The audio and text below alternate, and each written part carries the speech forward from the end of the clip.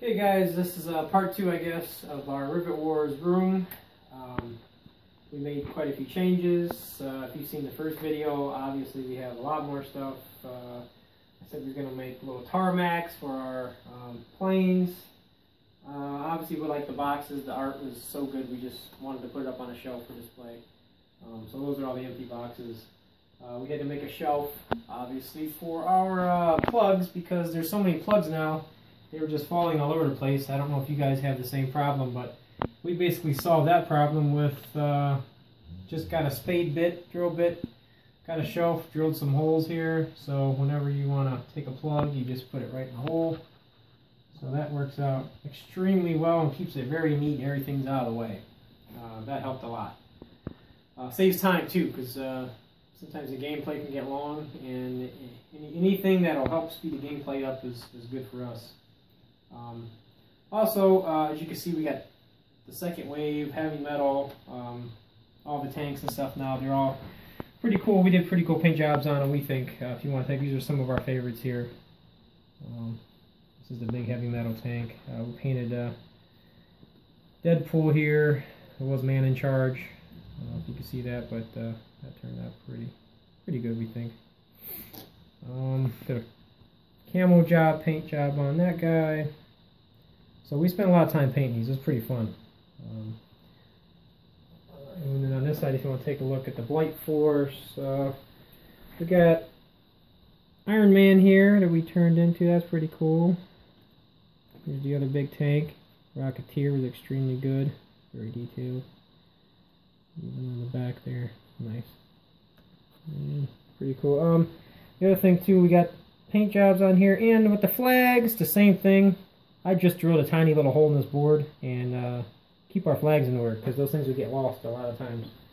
It's getting kind of annoying, so solved that problem too. Another thing that we kind of did was with Indiana Jones. I don't know if anyone else has had trouble using Indiana Jones, because he costs 2 victory points if he dies. The risk reward didn't seem to match, so we sort of took it upon ourselves to create a new card for him. We called him Dr. Jones, and his special buff, we called it Temple of Boom.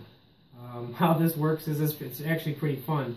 It says this unit allows all others in his grid to swap their attack stats in the desired order, which means basically if Indiana Jones is in a grid, and let's just take some Mountaineers for example.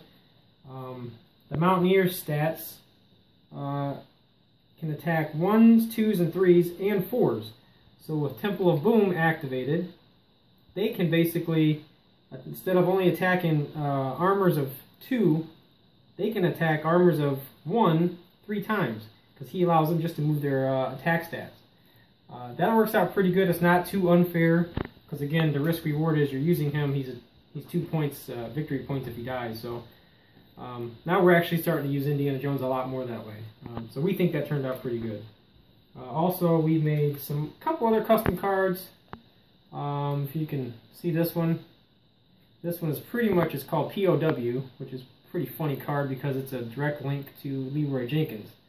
If any of you guys play this game a lot knows Leroy Jenkins can be very frustrating at times because it's 2 victory points. So basically this card, if someone gets Leroy Jenkins on you, if you have POW and you kill Leroy Jenkins, you're basically capturing Leroy Jenkins, and for doing that, you kill him, you get a victory point for killing Leroy, which essentially makes this 1 instead of 2. So it's kind of a balance, but you gotta get it, you gotta draw it, so that's pretty fun. Also, the other, an action card, a couple of action cards we made. One is a Claymore. We call it Claymore. It's basically a chain grid attack. We use our little, little Claymore, if you will. Throw it in the middle of a grid only for infantry, and yeah, we just pretty much, it's a flat grid attack only for 1s, infantry, and chain grids until you blow them all up. It's a pretty funny card, especially when you got a whole grid full of infantry guys that you really want to take care of. So that one's pretty fun. Also, this one is called Costume Change.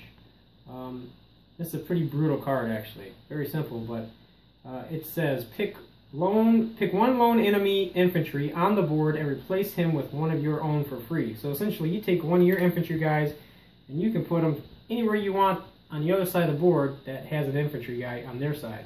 So that's brutal, especially if you get Leroy Jenkins. That's instant points right there. So anyway, yeah, if you like our setup, I hope you do. We ended up making our stats. We put them on the walls. There's so many cards now. At times it could be daunting to keep track of all the cards, so we pretty much made laminated sheets. You know, that way we just keep things in order, keep things moving fast. We personally could never play this game by putting everything away and bringing it back out. It just wasn't an option. So we just dedicated this room to the entire Rivet Wars. We like the game so much. We really appreciate Ted Terranova for making the game, and everybody else, Cool Mini or not, that put this together. We think it turned out really good, and we really like playing this. We pretty much do this every Friday here. So it's pretty fun. Appreciate you watching our video. If you like it, give it a thumbs up. So thanks, hope you like it.